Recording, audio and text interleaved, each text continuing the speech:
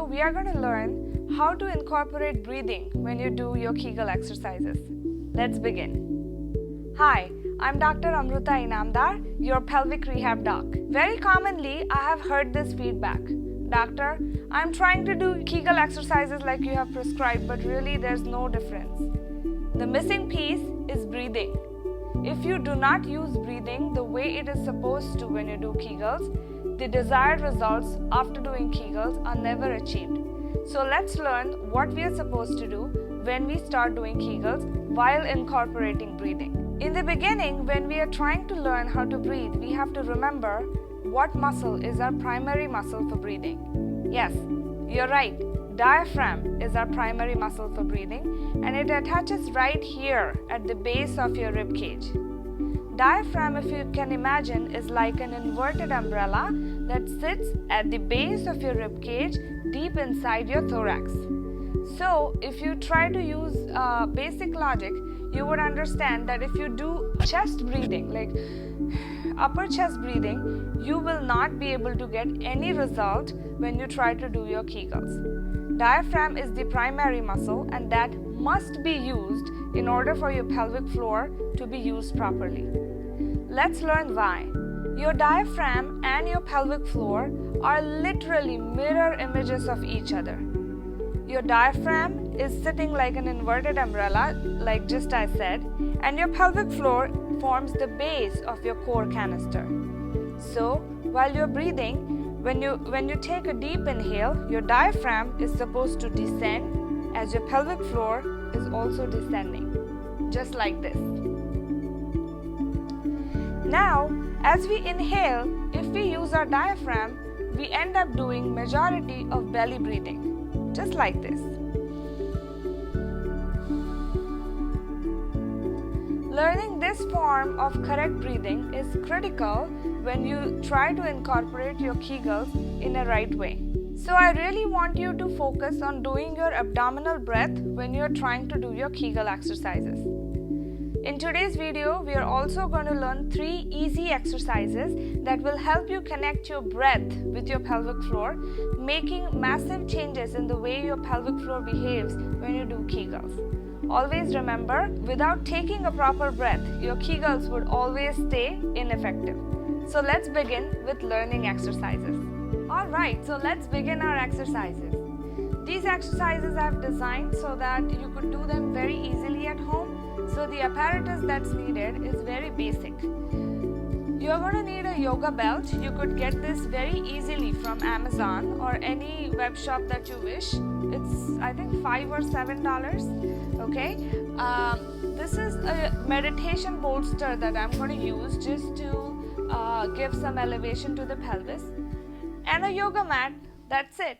Okay, so let's begin with our first exercise. In our first exercise, I'm going to ask you to take your yoga belt, okay, and you're going to wrap it around the base of your rib cage. So at the bottom part of your rib cage, that's where you're going to try and hold this belt pretty snug. Okay, it should not be very tight, but it should not be very loose either.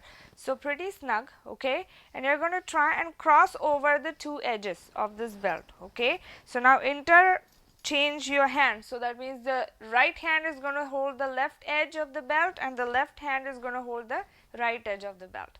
Alright, now we are going to practice some rib opening exercise that's going to help our diaphragmatic breathing. Okay, so you're going to inhale. As you inhale, I want you to really focus on breathing into the belt.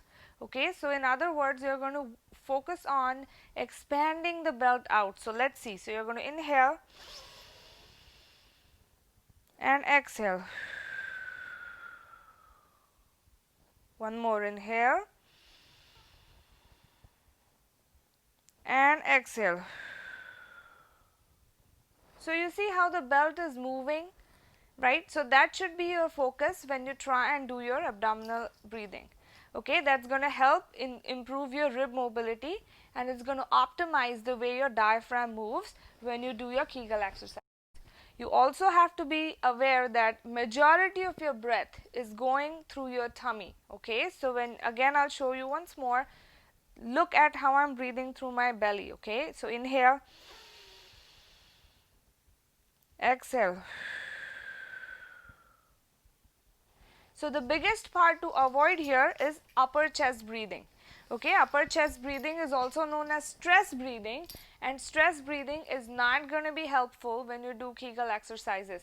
So what is upper chest breathing? Upper chest breathing is primarily, this is a breathing that we do not want when we are doing Kegels. Alright, so there you go, your first exercise, practice, and you'll see a good improvement in your diaphragmatic breathing. Exercise 2. So in this exercise, we are actually going to build up on what we learned in exercise 1. We are going to help our ribs expand, we are going to practice belly breathing, and now we are going to start incorporating that into a Kegel. Alright, so do this with me please. So you're going to lie down on, I'm going to use this meditation bolster. You could use a pillow or any comfortable structure that will help you keep your body in one line. Alright, so I'm going to lie down on my side. So you see how my body is lying down in one line, right? So if the pillow is too low, your head will fall like this, and then your diaphragm will not be able to work in an optimal posture.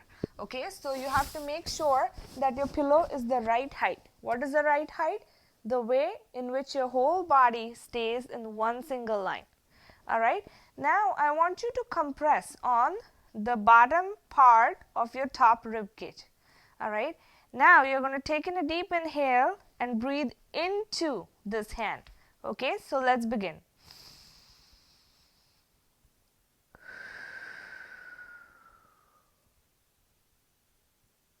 So you see, as you breathe into the hand, your rib cage expands to the side, and where does the air go? Most of the air goes into your tummy. So this is going to help actually build up on your abdominal breathing. Okay, so let's do it once more.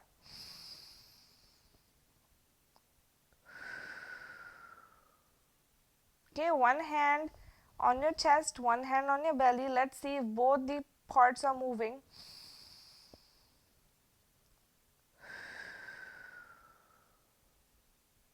Good. Now, as basic as this may seem, I really want you to try this, because without this, your Kegels will stay ineffective. Okay, so now let's incorporate this breathing technique into Kegeling. So what I want you to do is, when you inhale, you're going to put your mind to your pelvic floor. As you exhale, you're going to draw in your pelvic floor and up. Okay, so you're going to draw in and out with an exhale, and see if you can generate some force or tension in those muscles as you draw them in. Let's begin. So you're going to inhale, put your attention to the pelvic floor. As you exhale,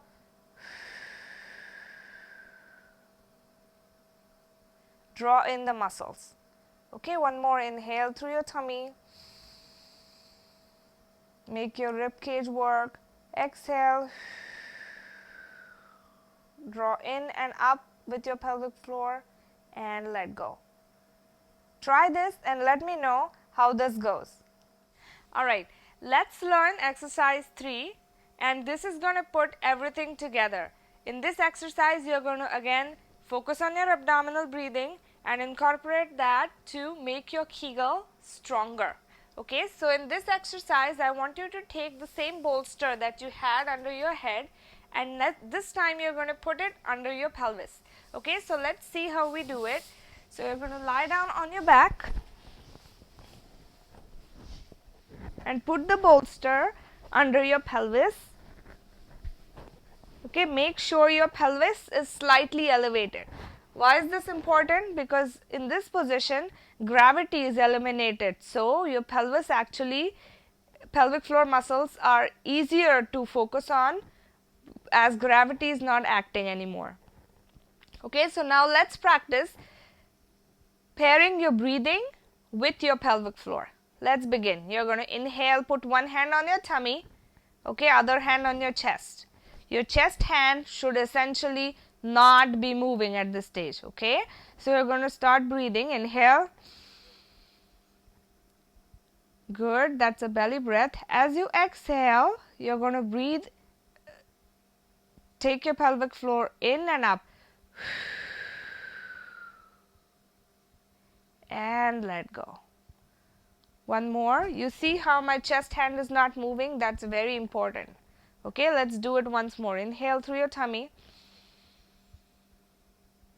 As you exhale, draw your pelvic floor in and up. And let go. So this was exercise 3. So here we are. We just learned the best 3 exercises that will help you connect your breath to your pelvic floor, making a massive and significant impact to your Kegel routine. If you find the information in this video that we just shared helpful and this video useful, don't hesitate to like this video and share it with your friends. Please subscribe to our channel Pelvic Rehab Doc, as we would be uploading new videos every week. Feel free to comment and let me know how you like this video, whether you were able to use these techniques when you started your Kegel routine, and also I would like to know what kind of content would you like me to create, as the purpose of this channel is to get you empowered with the correct pelvic floor knowledge. I will see you next week, and always remember, accurate knowledge is the key to regaining your health.